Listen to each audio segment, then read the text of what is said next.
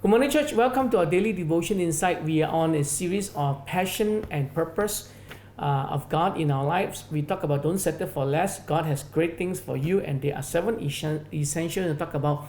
And 2 days ago, I talked about the first essential: cultivate a clean heart. Today, I'll talk about cultivating a clear mind. Okay, a clear mind. Philippians chapter 2, verses 5 to 8 says, "In your relationship with one another, have the same mindset as Christ Jesus, who, being in very nature God, did not consider equality with God something to be used to his own advantage. Rather, he made himself nothing by taking the very nature of a servant, being made in human likeness. Being found in appearance as a man, he humbled himself by becoming obedient to death, even death on the cross." You know, this is interesting. You see, the key to having a clear mind is to seek an intimate, personal relationship with Jesus Christ, not just at salvation, but on our day-to-day life and relationship with God. Day-to-day life and living and relationship with Jesus Christ in your life and my life. And we must desire to know and become like Him. And He must be not just our Savior, He must be the Lord of our life. That's what Paul told the church in Philippians chapter 2, verses 5 to 8. You know, Jesus had a very clear understanding of who He was and why He was on this earth. Jesus knew God's plan for Him is to be servant of the Heavenly Father. He's sent here to do what He was asked to do, to fulfill the plan of the Father and the purpose of the kingdom of God on earth. You know, and He obeyed as a servant. He humbled Himself and obeyed God, and obedient to all the commands and the leading of God the Father. Do you realize that every day He communed with the Father to give report and to receive instruction as to what to do? And that's God's profile for you and I too. If you want to have the mind of Christ, a clear mind, you and I must see ourselves as God's servants on earth. The Bible calls us to be an ambassador and a bond servant for Christ in Ephesians chapter 6, verse 20. We are to represent Him, an ambassador. We are His to be servant. We live for Him. You do what He wants you and I, to do, and how God and where God and what God lead you and I to do. He gives us directive, and you and I obey Him. We fulfill those directives. Directives are not for us to just listen and hear. Directives are for us to work. Directives are for us to serve and to follow and to do something about it. Amen? If you want to have a clear mind, the mind of Christ, as you seek to fulfill God's purpose for your life, you must do 4 things. 1, you must determine in advance that you will obey. It's no point we have a clear mind, but we don't want to obey the commandment and the leading and the teaching of God's word in our lives. All right? If you want to have the mind of Christ, you must determine to obey God's word, God's commandment, God's leading in your life. The first thing you must do is determine in advance that you will obey. You have a clear mind of what God's plan for you and I is. Number 2, let God's word program and reprogram your mind. You can't reach your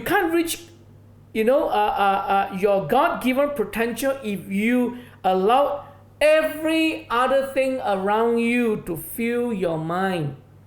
You have to allow God's word to fill your mind as well.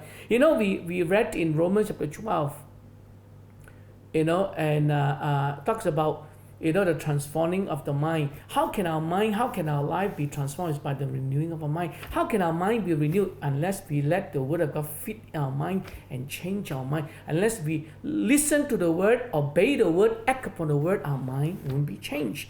So because the word of God defines your world, Many times we allow the people in the world, the people around us, the things around us to define our world. But when you become a Christian, and when you are taking the word, you study the word and read the word, you are allowing the word to define your world and how you live and how you should live when you learn to obey the word of God.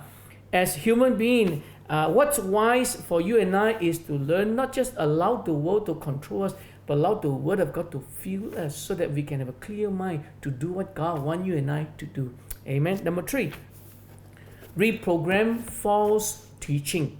Reprogram false teaching. You know, as you read God's word and take it into your heart and your mind, you know, the Lord will use the truth of His word to drive out errors, lies, and falsehood.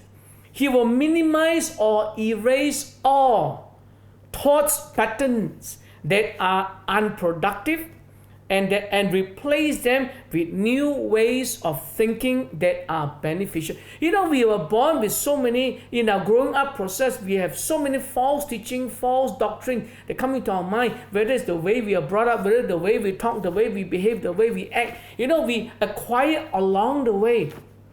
Or where we are today in arrogance, sometimes we are so vicious a person. You know what? When you taking the word of God reprogram you, cause you to rethink the way you look at life and how you are supposed to be. All right. Number 4, seek the truth for yourself. Seek the truth for yourself.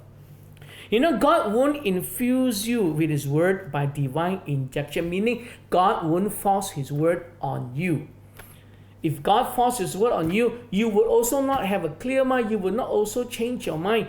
But you know what? You must take charge of your understanding of yourself as a Christian and of the importance of God's word. And then you'll be open to God's word daily.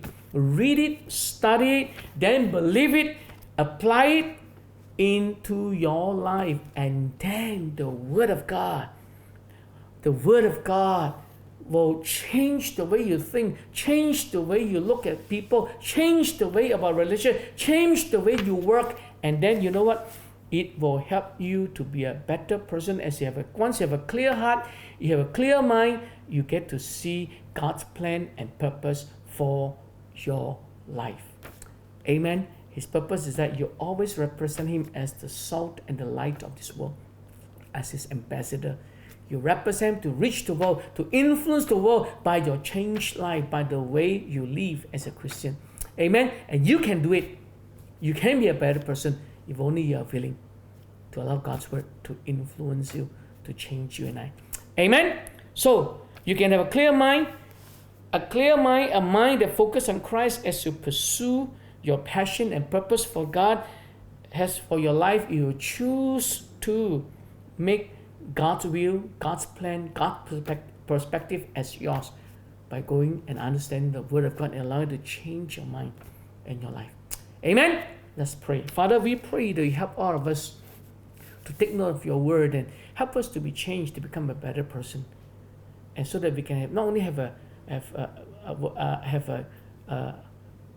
clean heart, but we also have a clear mind to see God's plan and purpose for our lives. All this we pray in Jesus' name.